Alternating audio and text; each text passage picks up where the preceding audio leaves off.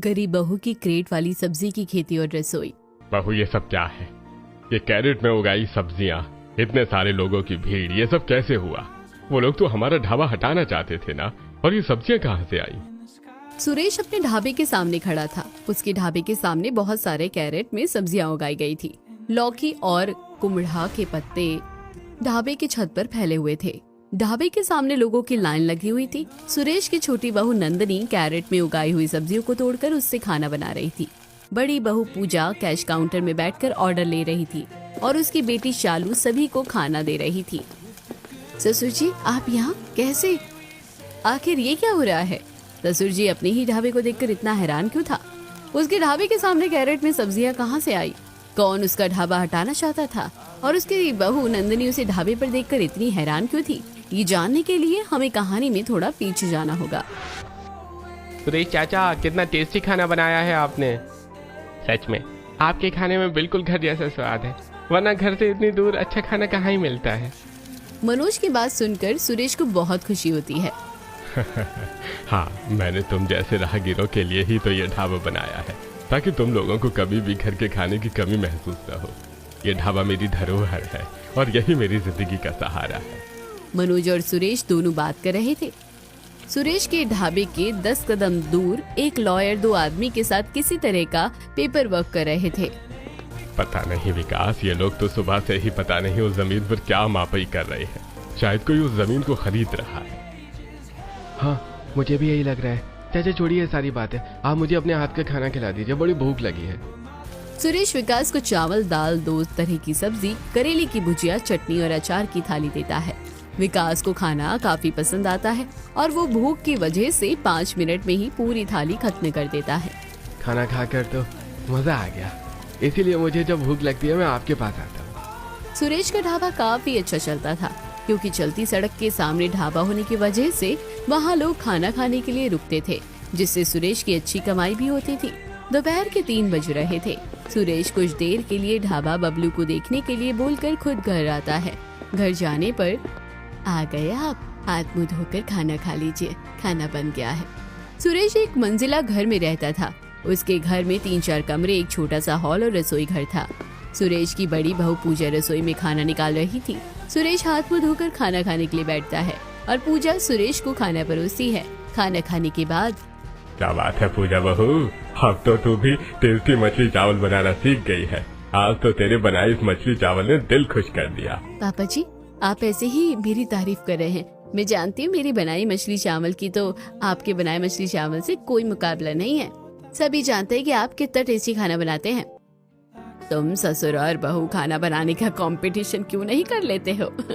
सीधे फैसला हो जाएगा कि किसका मछली चावल अच्छा है।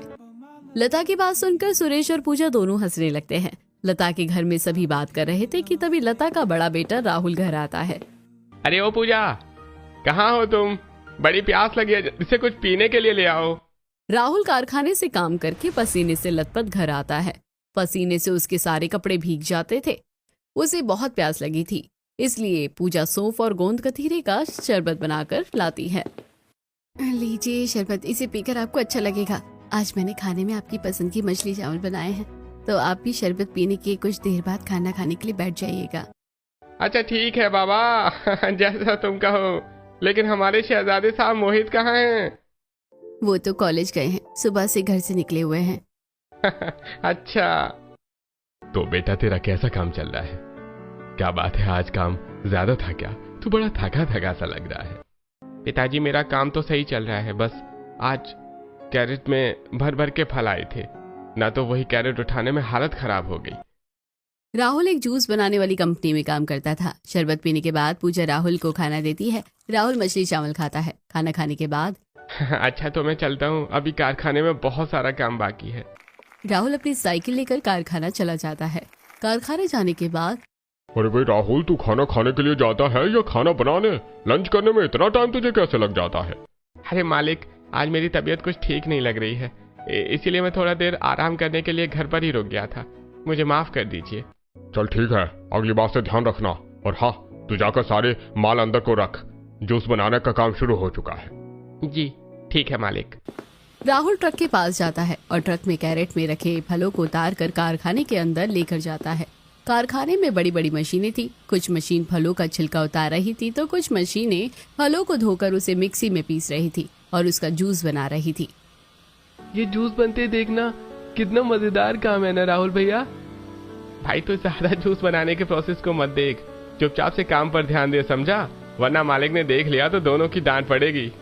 इस तरह केशव और राहुल दोनों बातचीत करते हुए कारखाने में काम करते हैं। शाम को छुट्टी हो जाने के बाद जब राहुल अपनी साइकिल पर बैठकर घर आता है तो वो देखता है कि घर में पंडित जी आए हुए हैं। माँ, घर में पंडित जी क्या कर रहे हैं? पंडित जी मोहित का रिश्ता लेकर आए हैं। माँ, अभी हम लोग मोहित की शादी कैसे करवा सकते हैं? वो तो कॉलेज में पढ़ता है ना। बेटा 2 दिन बाद मोहित की ग्रेजुएशन सेरेमनी है। मोहित बता रहा था कि उसने एक अच्छी कंपनी में इंटरव्यू भी दिया था। अगर वो इंटरव्यू में पास हो गया तो उसकी नौकरी लग जाएगी। अरे कौन सा हमारा मोहित कहीं भागे जा रहा है जो आपको इतनी जल्दबाजी हो रही है छोटी बहू लाने की? पंडित जी नाश्ता करके लड़की की फोटो देकर अपने घर चले जाते हैं। लता अपने बेटे के लिए लड़की पसंद करके बहुत खुश थी। देखते ही देखते 2 दिन गुजर जाते हैं और मोहित का ग्रेजुएशन सेरेमनी आ जाता है। आखिरकार मैं ग्रेजुएट हो गया। माँ पिताजी मेरी डिग्री देखकर बहुत खुश होंगे। मोहित अपने दोस्तों के साथ काला चोगा और काली टोपी पहनकर फोटो खिंचवाता है और आखिर में टोपी उड़ा कर फेंकता है। मोहित और उसके दोस्त बहुत खुश थे। तभी अचानक मोहित को फोन आता है। क्या हुआ भाई, सब ठीक तो है ना? तू इतना हैरान क्यों लग रहा है? अरे भाई, मुझे नौकरी मिल गई है, मैं इंटरव्यू में पास हो गया। मोहित बहुत ज्यादा खुश था। मोहित भागते हुए घर जाता है। माँ, मैं ग्रेजुएट हो गया और मेरी नौकरी भी लग गई है। बेटा तू इंटरव्यू में पास हो गया? हाँ माँ, मैं इंटरव्यू में पास हो गया हूँ और मुझे 15,000 की नौकरी मिली है। मोहित की जॉब लगने की बात सुनकर उसके घर में सभी बहुत खुश होते हैं। तभी लता, बेटा मैंने तेरे लिए एक लड़की पसंद की है। लेकिन माँ, मेरी तो अभी ग्रेजुएशन कंप्लीट हुई है, मुझे अभी शादी नहीं करनी है। अरे बेटा तू एक बार लड़की की फोटो तो देख ले, अगर तुझे पसंद आए ना तो शादी मत करना। मैं कौन सा तेरे साथ जबरदस्ती कर रही हूँ। लता के कहने पर मोहित नंदिनी की फोटो देखता है। नंदिनी दिखने में बहुत सुंदर थी, इसलिए वो मोहित को पसंद आती है। क्या देवर जी, अभी तो आप कह रहे थे कि आपको शादी नहीं करनी है और अभी आप नंदिनी की फोटो को टुकुर टुकुर देख रहे हैं। पूजा की बात सुनकर मोहित शर्मा जाता है और झट से फोटो लता को दे देता है। मोहित बेटा, तेरे चेहरे का रंग बता रहा है कि तुझे नंदिनी पसंद आई है। हाँ माँ जी, देवर जी का चेहरा साफ बता रहा है कि अब हमें उनके हाथ पीले कर देने चाहिए। पूजा की बात सुनकर सारे घर वाले हंस देते हैं। मोहित को नंदिनी पसंद थी, इसलिए लता पंडित जी से बोलकर दोनों की शादी की बात आगे बढ़ाती है। दोनों परिवार वाले एक दूसरे से बात करते हैं और फिर 2 महीने में नंदिनी और मोहित की शादी हो जाती है और नंदिनी दुल्हन बनकर अपनी ससुराल आ जाती है। लता अपनी बहू का गृह प्रवेश करवाती है। चालू, अपनी भाभी को उनके कमरे में ले जाओ। नंदिनी शादी की रस्मों और उसके बाद इतनी ज्यादा ट्रैवलिंग करके काफी थक गई थी तो उसे नींद भी आ जाती है और वो सो जाती है। अगले दिन नंदिनी की पहली रसोई थी। अपनी पहली रसोई में वो पूरी, आलू कटहल की सब्जी, खीर बनाती है। बेटी, तुम्हारे हाथों में तो बड़ा स्वाद है, तुम बिल्कुल मेरे जैसा खाना बनाती हो। सुरेश के मुंह से तारीफ सुनकर नंदिनी बहुत खुश हो जाती है और फिर सभी लोग खाना खाकर अपने अपने काम पर चले जाते हैं। सुरेश जब ढाबे पर आता है तो देखता है कि उसके पास वाली जमीन पर दुकान बन रहा है। चाचा कहाँ थे आप? इतने दिनों से ढाबा बंद था। मेरे बेटे की शादी थी, उसी के कामकाज में ढाबा बंद करना पड़ा। यहाँ क्या बन रहा है? मैंने सुना है यहाँ कपड़े का दुकान खुल रहा है। हाँ, तब तो सही है। सुरेश अपने ढाबे को खोलता है और फिर अपने काम पर लग जाता है। कुछ दिनों में उसका ढाबा फिर से चलने लगता है। एक दिन वो रात में जब घर जा रहा था तब देखता है कि उसके पास वाली दुकान पर बड़ा सा कपड़ा डला हुआ है। राजेंद्र अपने एक आदमी से कहता है, अरे भाई, कल हमारा इनॉग्रेशन डे है, सब कुछ अच्छे से होना चाहिए हैं?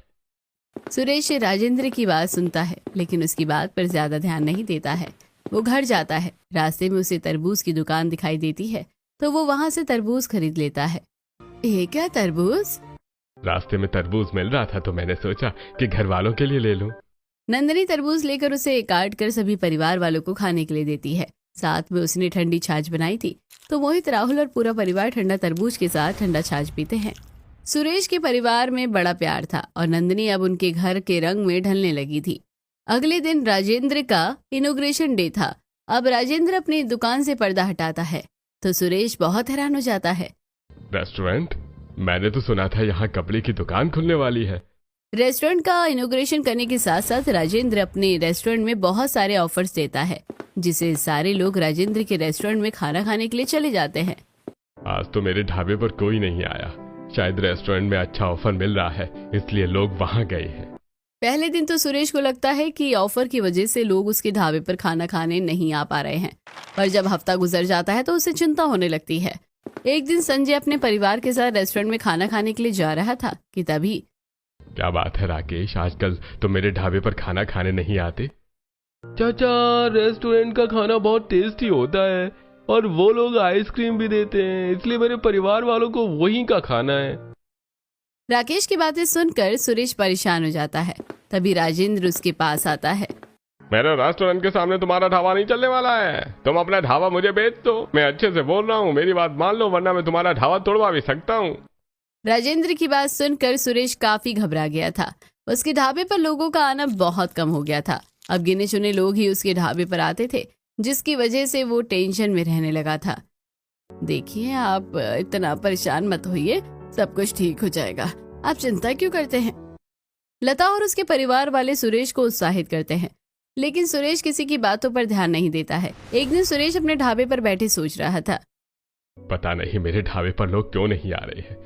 क्या हर किसी को बस रेस्टोरेंट में ही खाना खाना है? सुबह से दोपहर हो गई लेकिन कोई मेरे ढाबे पर नहीं आया। सुरेश ये सब सोचकर परेशान था। तभी उसकी नजर मनोज पर जाती है। मनोज सुरेश के ढाबे की तरफ देखता भी नहीं है, वो सीधे रेस्टोरेंट में चला जाता है। चाचा, आपके हाथ का खाना वर्ल्ड का बेस्ट खाना है, ऐसा खाना तो और कहीं मिलता ही नहीं है। बताओ, ये मनोज एक वक्त पर मेरे खाने की इतनी तारीफ करता था और अब ये मेरे ढाबे की तरफ देख भी नहीं रहा है। ये सब देखकर सुरेश को काफी बुरा लगता है। वो उदास होकर अपना ढाबा बंद कर देता है और अपनी सोच में डूबे हुए रास्ते में चलने लगता है। सुरेश कड़ी धूप में परेशान चल रहा था, तभी उसे अचानक हार्ट अटैक आता है। अरे अरे बचाओ! सुरेश बेहोश होकर रास्ते में गिर जाता है। सुरेश को जानने वाले कुछ लोग उसे सरकारी अस्पताल में ले जाते हैं। रामू नाम का एक आदमी सुरेश के घर जाकर सुरेश के हॉस्पिटल जाने की खबर देता है। अरे वही चाची, सुरेश चाचा रास्ते में बेहोश होकर गिर गए, उन्हें लोग सरकारी अस्पताल लेकर गए हैं, आप लोग जल्दी चलिए। रामू की बात सुनकर लता बहुत परेशान हो जाती है और रोना शुरू कर देती है। सुरेश जी को क्या हो गया है, मुझे उनके पास ले चलो। पूजा, शालू, नंदनी, लता तीनों को जैसे तैसे संभालते हुए हॉस्पिटल लेकर जाती है। पूजा ने कॉल पर मोहित और राहुल दोनों को सुरेश के बारे में बता दिया था, तो वो दोनों भी हॉस्पिटल पहुंचते हैं। मोहित, तेरे पिताजी को क्या हो गया? अचानक से वो रास्ते में गिरकर बेहोश हो गए। माँ, आप खुद को संभालो, मैं डॉक्टर से बात करता हूँ। देखिए, आपके पिताजी को ज्यादा टेंशन लेने की वजह से हार्ट अटैक आया है। हार्ट अटैक का लेवल थोड़ा नॉर्मल है, लेकिन चिंता करने पर दोबारा भी हो सकता है। अगर आप अपने पिताजी को ठीक करना चाहते हैं तो आपको उनका ऑपरेशन करवाना पड़ेगा। डॉक्टर साहब, पिताजी के ऑपरेशन में कितना खर्च आएगा? देखिए, सरकारी हॉस्पिटल होने की वजह से यहाँ आपका हर चीज तो फ्री में हो जा रहा है, लेकिन ऑपरेशन के लिए 5 लाख रुपए लगेंगे। क्या 5 लाख रुपए? इतने पैसे कहाँ से आएंगे? मोहित और उसके परिवार वाले शालू को हॉस्पिटल में छोड़कर घर आ जाते हैं। बेटा, उनके ऑपरेशन के पैसों का इंतजाम कैसे होगा? 5 लाख तो बहुत ज्यादा है। माँ, मैं अपनी कंपनी के मैनेजर से बात करता हूँ, मुझे लगता है वहाँ से पैसे मिल जाएंगे। माँ, मैं भी अपने कारखाने के मालिक से बात करूंगा। वैसे तो वो भी काफी सख्त हैं, लेकिन जरूरत पड़ने पर लोगों की मदद करते हैं। मोहित और राहुल दोनों अपने अपनी कंपनी में बातें करते हैं और लोन लेने की कोशिश करते हैं। मोहित को उसकी कंपनी से 2.5 लाख रुपए लोन मिल जाता है और राहुल को काफी मनाने के बाद उसके मालिक से 50,000 रुपए मिलते हैं। अभी भी 2 लाख रुपए कम है। मोहित और राहुल दोनों बहुत ज्यादा परेशान थे। पूजा उनके लिए खाना बनाती है, लेकिन खाना उनके गले से नीचे नहीं उतरता है। अपने पति और जेठ को परेशान देखकर नंदिनी अपनी अलमारी से सोने के गहने निकालती है और उसे मोहित को दे देती है। मोहित जी, ये गहने लीजिए, इसे गिरवी रखकर ससुर जी का ऑपरेशन करवा दीजिए। नहीं नंदिनी, मैं तुम्हारे गहने नहीं ले सकता, ये सब कुछ तुम्हारा है। देवर जी, इतने गहने काफी नहीं होंगे, आप मेरे गहने भी ले जाइए और इसे भी गिरवी रखकर पैसों का इंतजाम कीजिए। नहीं भाभी, मैं ऐसा नहीं कर सकता। देवर जी, आप समझने की कोशिश करो, इस वक्त ससुर जी की जान से ज्यादा हमारे लिए कुछ भी जरूरी नहीं है। मोहित पूजा की बात मान लेता है और गहनों को गिरवी रखकर 2 लाख रुपए का इंतजाम करता है और पूरे 5 लाख रुपए देकर सुरेश का ऑपरेशन करवाता है। डॉक्टर सुरेश का ऑपरेशन करते हैं। सुरेश बच जाता है, लेकिन उसे हॉस्पिटल में रखा जाता है। ऐसे ही दिन गुजरते हैं। एक दिन, हे भगवान, तूने हमारे ऊपर मुसीबत का पहाड़ क्यों डाल दिया? हमारा ढाबा बंद हो गया, दोनों बेटे कर्ज में डूब गए। अब हम लोग करे भी तो करे क्या? ढाबा बंद हो जाने से और दोनों बेटों को अपनी अपनी कंपनी से कर्ज लेने की वजह से सुरेश के घर की हालत खराब हो गई है। नंदिनी खाना बना रही थी कि तभी वो राशन के डिब्बे झांक कर देखती है। माँ जी, घर में राशन तो खत्म हो गया है, अब खाने में क्या बनेगा? अब बहू, मेरे पास भी ज्यादा पैसे नहीं हैं, बस ये 50 रुपए है। तू एक काम कर, ये 50 रुपए लेकर राशन की दुकान पर जा और इससे जो राशन मिले वो तो ले आ। नंदिनी लता से पैसे लेकर राशन की दुकान पर राशन लेने के लिए चली जाती है। भैया, मुझे थोड़ा सा आटा और थोड़ा सा तेल दे दीजिए। राशन की दुकान पर पहले से 2 औरतें राशन ले रही थी। नंदिनी को देखकर उनमें से एक कहती है, देखो इस औरत को कितना थोड़ा सामान लेकर जा रही है। इतने में आजकल होता ही क्या है, इतना थोड़ा सा राशन लेने से तो अच्छा है कि राशन ही मत खरीदो। उस औरत की बात नंदिनी को बुरी लगती है, लेकिन वो कुछ नहीं कहती और अपने घर आ जाती है। नंदिनी रोटी बनाती है और अपने परिवार को नमक, तेल, रोटी, प्याज खाने के लिए देती है। ऐसे ही दिन गुजरते हैं। अब इन लोगों के सारे पैसे खत्म हो गए थे। तभी शालू, माँ, हम लोग कब तक ऐसे भूखे रहेंगे? हमने 2 दिन से कुछ नहीं खाया है। देखो ना, बंटी का चेहरा भूख से कैसे मुरझा गया है। ऐसा ही चलता रहा तो हम लोग क्या ही करेंगे? बेटा, मुझे भी कुछ समझ नहीं आ रहा कि क्या करो। पता नहीं भगवान हमारी ऐसी परीक्षा क्यों ले रहे हैं। हर तरफ से मुसीबत हमारे सर पर पड़ी हुई है। इस तरह सभी उदास होकर जैसे तैसे भूखे रहते हैं। तभी शाम को, अभी मुझे भूख लगी है, मुझे खाना दो, मेरे पेट में दर्द हो रहा है। बंटी बहुत रोता है। उसकी हालत पूजा से देखी नहीं जाती। माँ जी, मैं बंटी को ऐसे रोता हुआ नहीं देख सकती। मैं पड़ोसी से चावल और दाल मांग कर ले आती हूँ, उसी से खिचड़ी बना दूंगी। पूजा अपने पड़ोसी के घर जाती है और दरवाजा खटखटाती है। पड़ोसी दरवाजा खोलते हैं। बहन, मेरे घर में राशन खत्म हो गया है, क्या तुम मुझे थोड़ा सा चावल दाल दे सकती हो? रुको, मैं लेकर आती हूँ। वैसे भी मुसीबत के समय एक पड़ोसी ही दूसरी पड़ोसी के काम आता है। काजल पूजा को कटोरी में चावल दाल देती है। पूजा घर जाकर उस चावल दाल से खिचड़ी बनाती है। तभी खाने के लिए सभी बैठते हैं कि तभी राहुल और मोहित भी घर आ जाते हैं। राहुल के हाथ में 4 कैरेट थे। बेटा, तू ये सब क्या उठा ले आया है? इसका हम लोग क्या करेंगे? माँ, ये फलों का कैरेट है। ये कैरेट बच गए थे तो मैंने सोचा घर ले जाता हूँ, कल कबाड़ी में बेच दूंगा तो कुछ रुपए आ जाएंगे। माँ, बहुत भूख लगी है, कुछ खाने के लिए है क्या? हाँ बेटा, पूजा पड़ोसी से मांग कर थोड़ा दाल चावल लेकर आई थी तो उसी से खिचड़ी बनी है। नंदिनी बहू, मोहित को खाना निकाल कर दो। नंदिनी खाना निकाल ही रही थी कि तभी उसकी नजर सब्जियों की टोकरी पर जाती है। सब्जियों की टोकरी में काफी सारी सब्जी खराब हो गई थी। लौकी और कुम्हड़ा गल गए थे। प्याज और आलू से छोटे छोटे पौधे निकल आए थे। ये सब देखकर नंदिनी को एक आइडिया आता है। रखे रखे इन सब्जियों में जड़ निकल आई है। अगर मैं इन्हें मिट्टी में लगा देती हूँ तो हमारे पास कम से कम सब्जियां तो होंगी खाने के लिए, लेकिन मैं सब्जी को उगाऊंगी कहाँ? हमारे पास अपना खेत भी नहीं है। नंदिनी ये सब सोच ही रही थी कि तभी उसकी नजर दरवाजे के पास रखे कैरेट पर जाती है। जेठ जी, आप इन कैरेट को मत बेचिए, मैं इनमें पौधों से सब्जी उगाऊंगी। मोहित जी, क्या यहाँ पर मुझे थोड़ी सी मिट्टी मिल सकती है? अगर मेरी सब्जी हो जाएगी तो कम से कम हमारे पास खाने के लिए ताजी सब्जी रहेगी। कम से कम हमें भूखे तो नहीं रहना पड़ेगा। हाँ, हमारे घर की थोड़ी दूरी पर कंस्ट्रक्शन का काम चल रहा है, वहाँ मिट्टी की खुदाई हुई है तो मैं वहाँ से मिट्टी लेकर आ जाऊंगा। नंदिनी बहू, तू क्या करने की कोशिश कर रही है? इन सब का कोई फायदा नहीं है, इसमें सिर्फ और तेरी मेहनत बर्बाद जाएगी। लेकिन माँ जी, ऐसे हाथ पर हाथ धरकर बैठने से तो कुछ नहीं होगा ना। मैं कोशिश करना चाहती हूँ। माँ जी, नंदिनी को कोशिश कर लेने दीजिए, क्या पता उसकी कोशिश काम आ जाए। अच्छा ठीक है बहू, तुझे जो सही लगता है वो कर, मैं तेरे साथ हूँ। लता की बात सुनकर नंदिनी खुश हो जाती है। अगले दिन मोहित कंस्ट्रक्शन वाली जगह पर जाकर 2-3 बोरी मिट्टी भर कर ले आता है। नंदिनी, इतनी मिट्टी में तो तुम्हारा काम हो जाएगा ना? जी हो जाएगा। शालू, ओ शालू, पास के तबेले से जाकर थोड़ा गोबर ले आइयो। नंदिनी शालू को गोबर लाने के लिए भेज देती है और खुद कैरेट को अच्छे से साफ करके उसमें जूट की एक बोरी की पतली लेयर बिछाती है। इतनी देर में शालू गोबर लेकर आ जाती है। नंदिनी गोबर और मिट्टी को मिलाकर कैरेट में भरती है और फिर उसमें अलग अलग सब्जियों के बीच आलू, टमाटर, प्याज के पौधे उगा देती है। नंदिनी, तुमने कैरेट में सब्जियां बो दिया है, लेकिन क्या ये कैरेट ऐसे ही पड़े रहेंगे? ये तो बहुत सारी जगह ले रहे हैं। अरे दीदी, अभी तो सबसे जरूरी काम बाकी है। नंदिनी कुदाल से 4 गड्ढे खोदती है और उसमें लंबे लंबे बांस गाड़ देती है।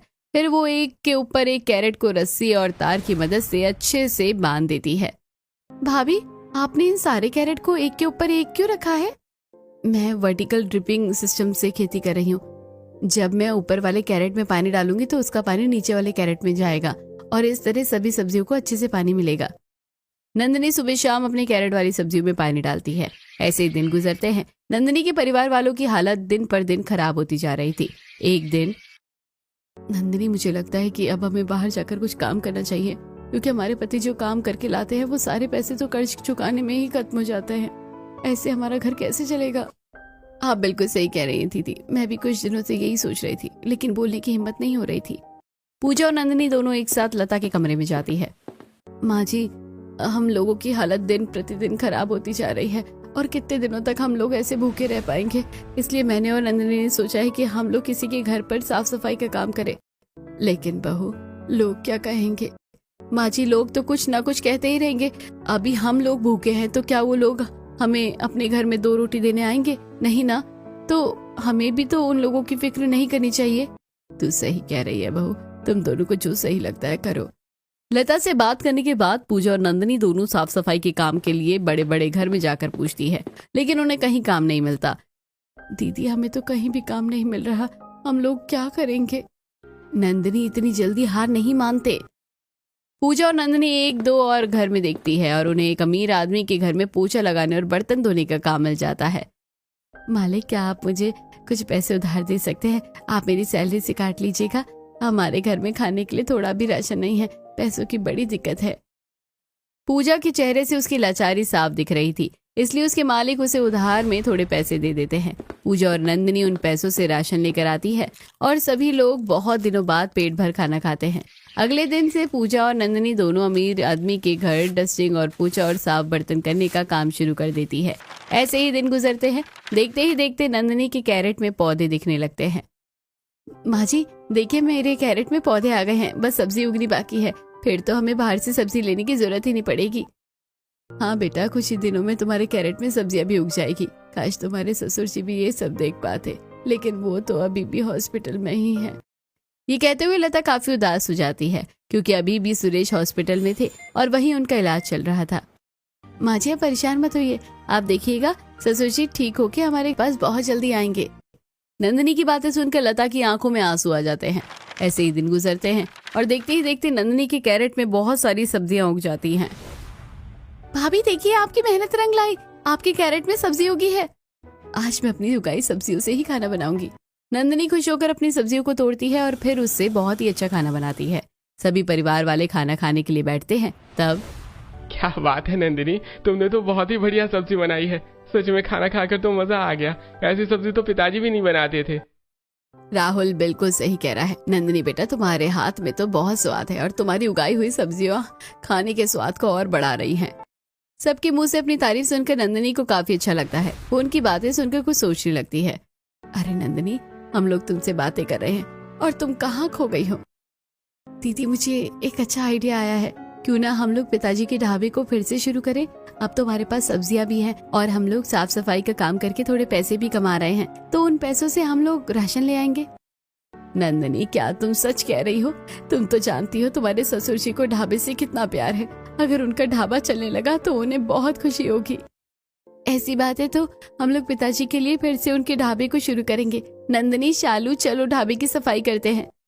नंदिनी, पूजा और शालू तीनों मिलकर सुरेश के ढाबे में जाती है और ढाबे जाने के बाद, देख रहे हो भाभी, रेस्टोरेंट में कितनी ज्यादा भीड़ है। क्या उनके सामने हमारा ढाबा चलेगा?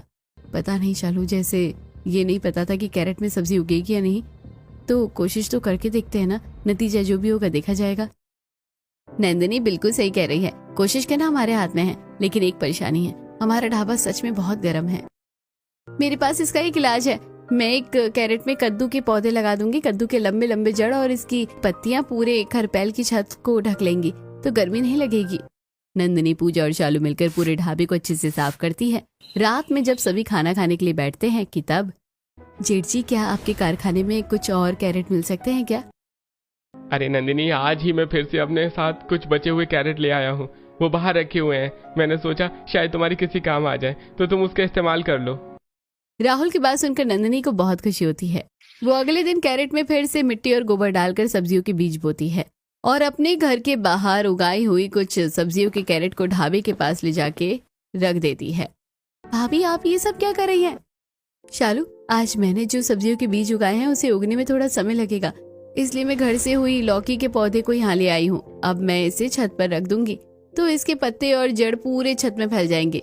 इससे छत गर्म भी नहीं होगा। नंदिनी सीढ़ी पर चढ़कर लौकी की जड़ को पूरे छत पर फैला देती है। नंदिनी का आइडिया तो बहुत सच में काम कर गया। गर्मी कम हो गई है। चलो अब हम लोग खाना बनाना शुरू करते हैं। पूजा और नंदिनी मिलकर कैरेट में उगी सब्जियों से खाना बनाती है और शालू आवाज देकर लोगों को बुलाती है, आओ आओ हमारे ढाबे पर आओ और 50 रुपए में पेट भर खाना खाओ। शालू काफी देर तक आवाज देती है लेकिन ढाबे पर कोई नहीं आता है। फिर काफी देर बाद एक और औरत उनके ढाबे पर आती है।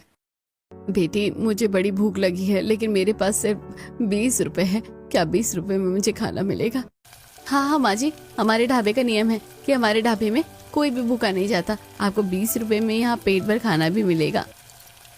शालू जानकी को खाना निकाल कर देती है और जानकी पेट भर खाना खाती है। बेटे, तुम लोगों ने आज मुझे बहुत ही टेस्टी खाना खिलाया है। मैं तुम्हारे ढाबे के बारे में अपनी फैक्ट्री में लोगों को बताऊंगी। वहाँ मेरी तरह बहुत लोग हैं जो गरीब हैं और पेट भर खाना खाने के लिए तरसते हैं। जानकी इतना कहकर चली जाती है। इस तरह पहले दिन ढाबे पर सिर्फ एक कस्टमर आता है। अगले दिन जब नंदिनी, पूजा और शालू ढाबा खोलती हैं और खाना बनाती है तो उसके 2 घंटे बाद ही उनके ढाबे पर लोगों की लाइन लग जाती है। सभी 50 रुपए में पेट भर खाना खाना चाहते थे। दीदी, मुझे खाना दो। अरे नहीं बेटी, पहले मुझे खाना दो, मुझे काम पर लौटना है। सुरेश के ढाबे पर लोगों की भीड़ जमा हो गई थी। पूजा, नंदिनी और शालू मिलकर अच्छे से सबको खाना खिलाती है और अच्छी कमाई करती है। सभी को खाना खिलाने के बाद जब तीनों आराम करने के लिए चेयर पर बैठी थी कि तभी, बेटा, इन लोगों को मैंने ही तुम्हारे ढाबे के बारे में बताया था। शुक्रिया चाची, अब आप भी खाना खा लीजिए। नंदिनी जानकी को फ्री में पेट भर खाना खिलाती है। ऐसे ही दिन गुजरते हैं। अब सुरेश का ढाबा पहले से बहुत अच्छा चलने लगा था। वहाँ लोगों की भीड़ लगी रहती थी। लेकिन दूसरी तरफ राजेंद्र का रेस्टोरेंट ठीक नहीं चल रहा था। वहाँ लोगों की भीड़ कम हो गई थी और राजेंद्र ने खाने का प्राइस भी बढ़ा दिया था। एक दिन सुरेश को हॉस्पिटल में होश आता है। होश में आते ही उसे अपने ढाबे की चिंता होती है। पता नहीं मैं कितने दिनों से अस्पताल में हूँ। मेरे ढाबे का क्या हुआ होगा? ये सब सोचते हुए सुरेश परेशान होकर अपने ढाबे पर जाता है और देखता है कि उसकी दोनों बहू और बेटी ढाबे को संभाल रही हैं। ढाबा का हुलिया बदला हुआ है। ढाबे के सामने कैरेट में सब्जी उगाई हुई है और ढाबे पर लोगों की लंबी लाइन है। सुरेश ढाबे के पास जाता है। बहू, ये सब क्या है? ये कैरेट में उगाई सब्जियां, इतने सारे लोगों की भीड़, ये सब कैसे हुआ? वो लोग तो हमारा ढाबा हटाना चाहते थे ना, और ये सब्जियां कहाँ से आई? ससुर जी, आप यहाँ कैसे? पिताजी हॉस्पिटल से सीधा यहाँ आए हैं। और पिताजी, आपके ढाबे पर इतनी भीड़ आपकी दोनों बहू और शालू की वजह से है। तीनों ने आपके ढाबे को फिर से शुरू किया। नंदिनी ने कैरेट में सब्जी उगाई और अब आपका ढाबा पहले से भी अच्छा चल रहा है। मोहित की बात सुनकर सुरेश की आंखों में आंसू आ जाते हैं। सुरेश अपनी बहुओं और शालू पर गर्व महसूस कर रहा था। एक तरफ सुरेश अपने ढाबे में अपने परिवार के साथ खुश था तो वहीं रेस्टोरेंट के अंदर कुछ और चल रहा था। राजेंद्र अपने शेफ पर गुस्सा था। अरे भाई, आजकल तुम लोग कैसा खाना बना रहे हो? हमारे रेस्टोरेंट में लोग इतने कम क्यों हो गए हैं? सर, आपने ही तो हमें लो क्वालिटी का मसाला यूज करने के लिए कहा है। खराब मसालों की वजह से खाना अच्छा नहीं बन रहा है और इसीलिए लोग रेस्टोरेंट में खाना खाने नहीं आ रहे हैं। अरे बहाने मत दो, तुम लोग ठीक से काम नहीं कर रहे हो। राजेंद्र अपने शेफ के ऊपर गुस्सा कर रहा था। तभी उसका एक कस्टमर दुकान पर आता है। अरे आप लोग कैसे खाना बनाते हैं? कल मैं आपके यहाँ से अपनी फैमिली के लिए खाना लेकर गया और आपके रेस्टोरेंट का खाना खाने के बाद मेरी पत्नी और बच्चे को फूड पॉइजनिंग हो गई। अच्छा हुआ मैंने खाना नहीं खाया था, वरना मेरी भी हालत वही होती। अरे आप ये क्या कह रहे हैं? ऐसा कुछ भी नहीं है। आप मुझ पर झूठे इल्जाम लगा रहे हैं। आपकी पत्नी और बच्चे ने कुछ और खाया होगा। मेरे रेस्टोरेंट का खाना अच्छा होता है। मैंने आपके रेस्टोरेंट के खिलाफ फूड डिपार्टमेंट में कंप्लेन कर दिया है। कुछ देर में पुलिस आती होगी, तब आप अपना बात कोर्ट में कहिएगा। अब आपके रेस्टोरेंट में ताला लगने से कोई नहीं बचा सकता है। राजू पैसे वाला आदमी था और उसकी कंप्लेंट की वजह से पुलिस आकर राजेंद्र को पकड़ कर ले जाती है और उसके रेस्टोरेंट में ताला लगा देती है, जिसे देखकर आपने देखा ना पिताजी, बुरा करने वालों के साथ हमेशा बुरा ही होता है। हम लोगों ने कुछ नहीं किया तो भगवान ने हमें सब कुछ वापस दे दिया और पहले से ज्यादा दिया। हाँ बेटी, तू सही कह रही है। पिताजी छोड़िए इन बातों को, आपको भूख लगी होगी, मैं आपके लिए खाना निकालती हूँ। नंदिनी सुरेश को अपने कैरेट में उगी हुई सब्जियां खिलाती है। सुरेश को खाना बहुत अच्छा लगता है। ढाबा चलने की वजह से सुरेश बहुत खुश था। उसकी तबीयत ठीक हो गई थी। सुरेश के दोनों बेटों ने मिलकर सारा कर्ज चुका दिया था। नंदिनी अपने परिवार वालों के साथ बहुत खुश थी और सभी को अपने कैरेट में उगाई हुई सब्जियां बनाकर खिलाती है।